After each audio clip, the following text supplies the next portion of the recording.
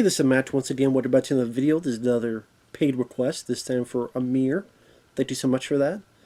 For those interested in requesting any type of videos, topics, reactions, commentaries, what have you, whatever randomness, feel free. You just send it either directly to my PayPal or join my Patreon. Both links are down below in the info box.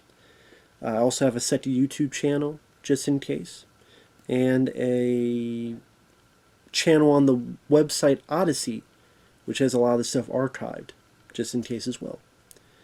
But Amir wanted me to talk about Joseph, King of Dreams from 2000, which I did not know what this is, but it's pretty much it's in relation to that film The Prince of Egypt, which was a DreamWorks film that I don't remember how successful it was.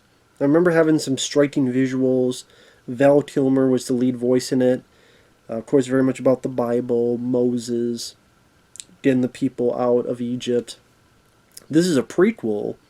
It's, I think, DreamWorks' only direct-to-video animated film. I would assume it wasn't that successful because they didn't make any more direct-to-video animated films. I mean, it's not that bad of a film. It really isn't that bad of a movie. It's one of those things where I'm not a big Bible guy. I'm just not. I'm not a big Bible guy. And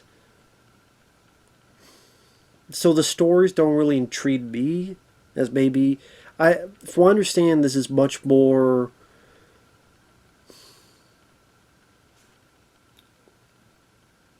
It sticks more to the source material than maybe Prince of Egypt did. So maybe if you're more into that, this would be your cup of tea. It does have some recognizable voices. In particular, Ben Affleck is the lead voice of Joseph. And Mark Hamill is the voice of one of the half-brothers. Kind of the main of the half-brothers. Pretty much, Joseph is born. The father is with this new woman, his new wife, and it seemed like she could never bear a child. The guy already has a ton of kids from his last marriage, but Jacob is born, and they think of it as a miracle child. Like, she was not supposed to be able to, but she is. So the father's very doting on him, very favoring him. The other brothers, Joseph's half-brothers, they take exception to that. They're jealous. They're jealous of Joseph's attention that he's getting from the dad. And, well, he can't do this, and he thinks he's better than us. Which Joseph doesn't really do that. It's just he comes up with different ideas. Like different ideas to water the fields and things of that nature.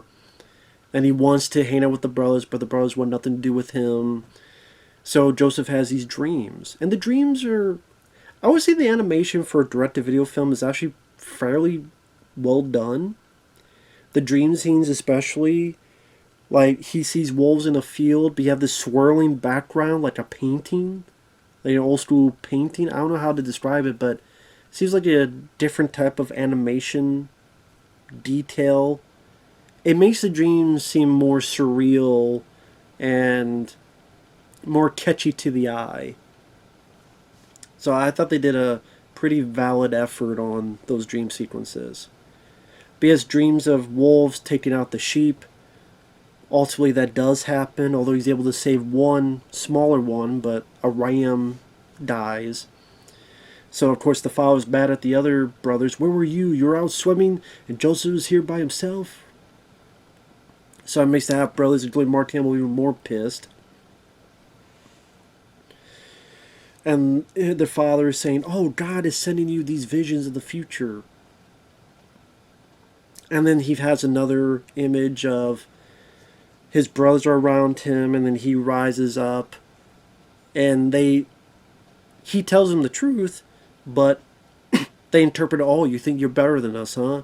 That we're below you and all this stuff. So at one point, which they're really dickheads for doing this, they leave Joseph in a hole, saying maybe he could dream his way out of this one. And they sell him into slavery. talk about a dick move. Like, the worst this guy did was tell you a dream he had. And it's like, oh, we're going to sell him to slavery. And then we're going to go take your clothes. Then we're going to go to our dad and say he got eaten by wolves. I'm like, what the fuck? Like, these are villains now that Paul Kersey should have a chat with. Pew, pew, pew, pew. In my movie, Joseph comes back with an AK-47. Oh, you gonna sell me, motherfucker?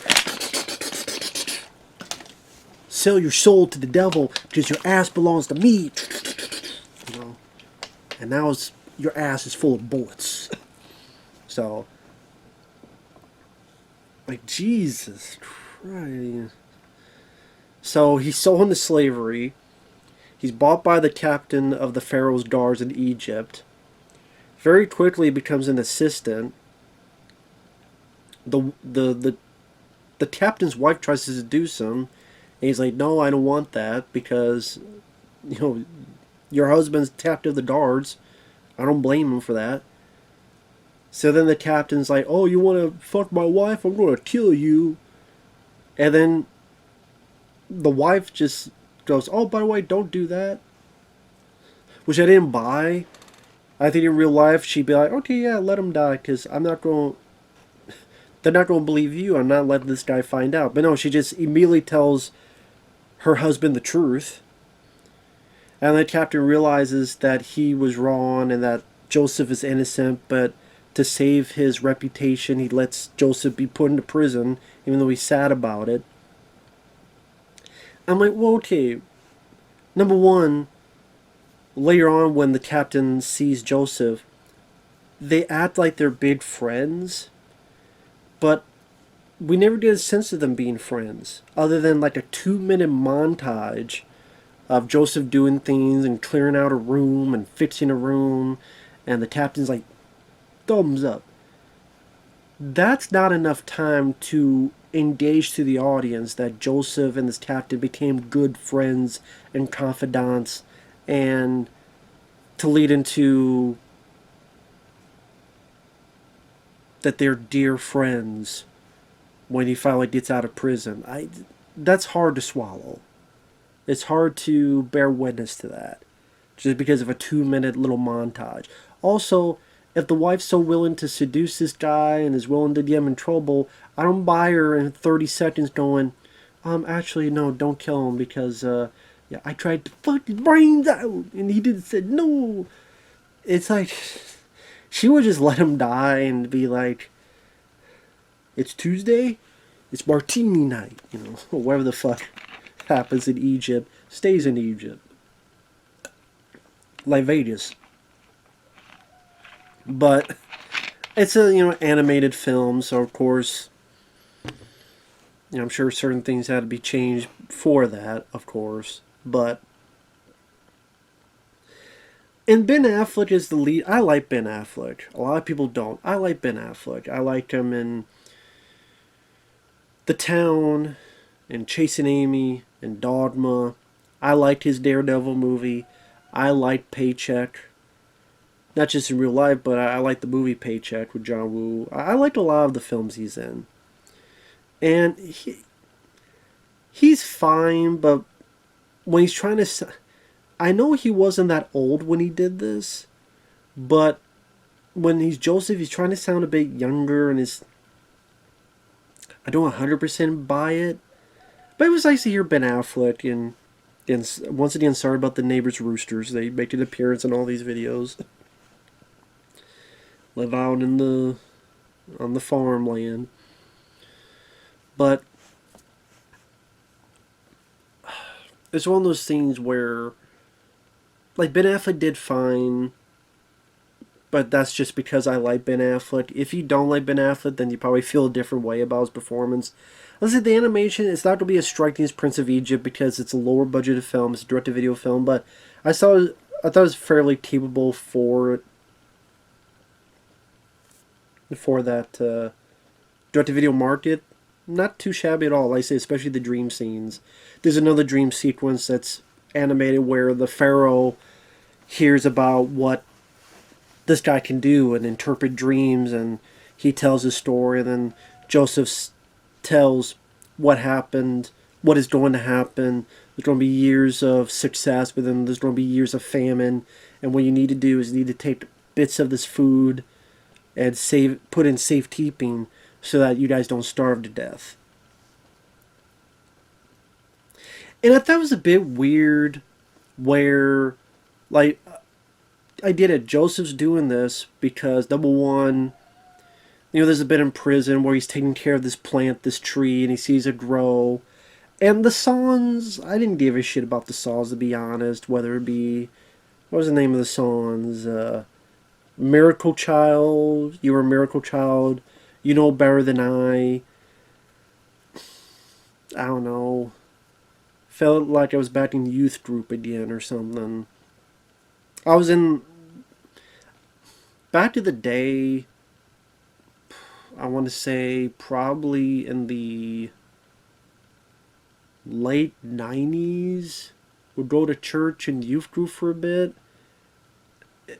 The only interesting part was when you get a wafer and grape juice to drink. That was the only thing I cared about. I'm kind of sitting there going, man, I'd rather be home doing anything else than sitting in this damn thing. Nothing against people who go to church. If you do and it makes you happy, that's good. I do want to believe, but I could do that at my home and anywhere else. Not a guy telling you how many ways you don't go to hell. But I also get to try to be the best person you can for you and your fellow man. And that's really the end all goal. To be as decent of a person as you can for you and your fellow person. And that should be the best that we grow to be. But I was saying is a bit, Joseph is learning forgiveness and his trust in God and all that. But then he's helping the pharaohs. And it's like, well, earlier, like, you were a slave that, you're on your hands and knees. And, if you didn't know half the stuff you did, they'd be whipping you, spanking you, slapping you in the face, and all that stuff. So, idea he's helping these pharaohs to help everybody, but at the same time, to be so like friendly and like they're ready to sing kumbaya, I'm like, they still have slavery here, Did people forget that? It's like the plot almost forgot.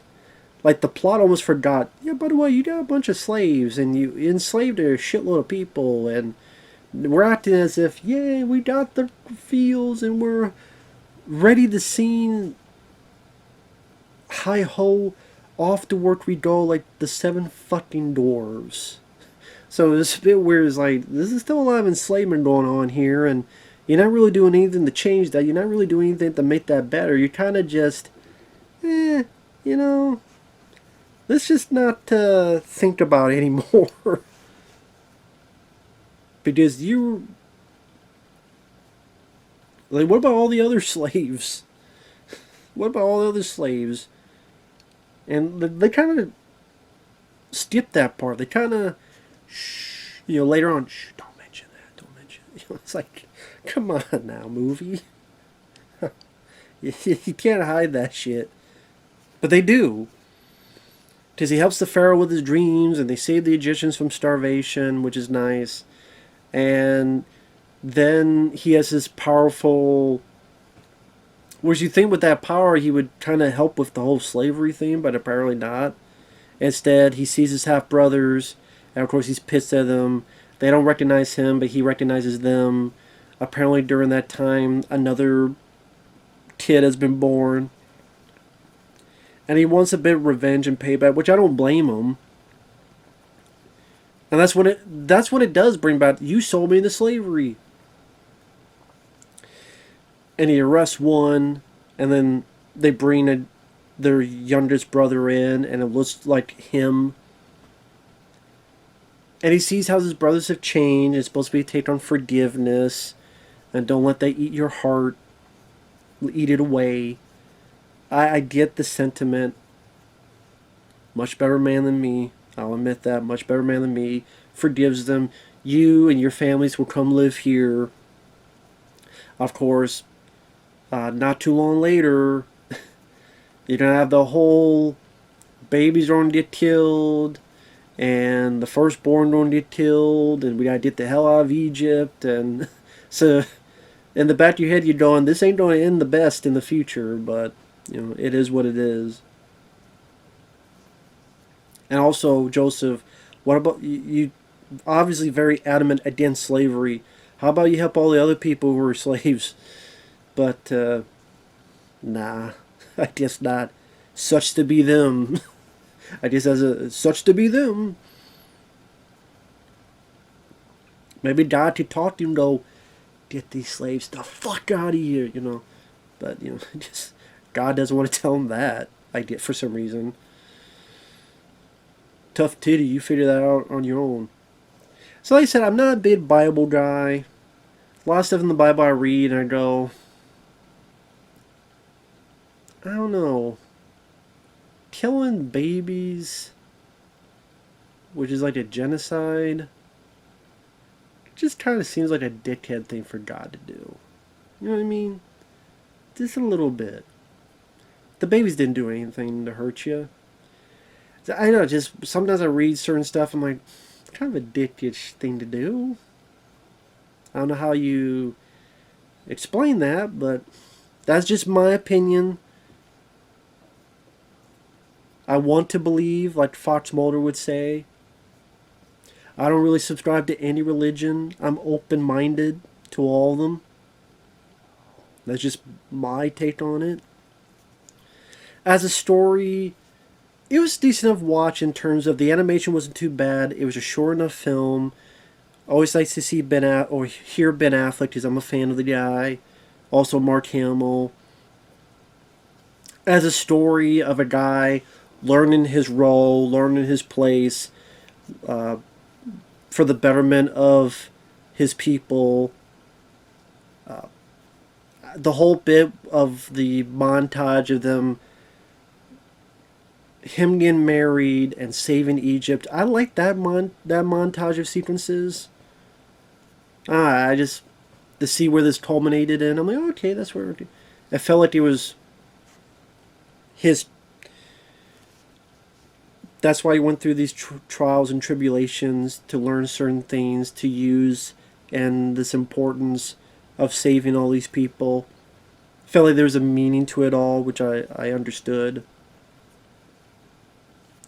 I say it's hard for me to buy him being friends with the captain when at the end. Oh, I already mentioned that. I just repeated myself. The songs wasn't really big on it. It's not as striking because it didn't have as big budget Prince of Egypt. If you're a fan of Prince of Egypt or you're a fan of Bible stories, it's worth a watch for you with your kids. It is. There's nothing bad or egregious. It doesn't force in fart jokes or other stupid attempts of humor. It's actually a pretty serious movie. Like, there's no jokey, dumb, human, or any, not just human, but there's no comic relief characters, which I appreciate. I do appreciate, because a lot of times in these movies they try to stick in a comic relief character as either like an animal or something. They don't do that in this, which was refreshing. Like I say, it's an hour and 20-some minutes long, so it doesn't take too long of your time. If you're going into the... when you see Joseph Tina Dreams and you know it's the Search of Prince of Egypt, you know what you're getting yourself into. So if you're at all interested, it's worth the watch. I think you'll get a decent time out of it. But I don't think there's nitpicks I have here and there that I already said, but overall, it wasn't bad. It wasn't a bad watch. It wasn't like, oh my god, it's like pulling teeth. No, it was there. It's not anything I would ever watch again, but wasn't horrible or anything. It's not Food Fight or any of that stuff, so not far from it. So thanks for watching. We'll see you guys later. Bye-bye.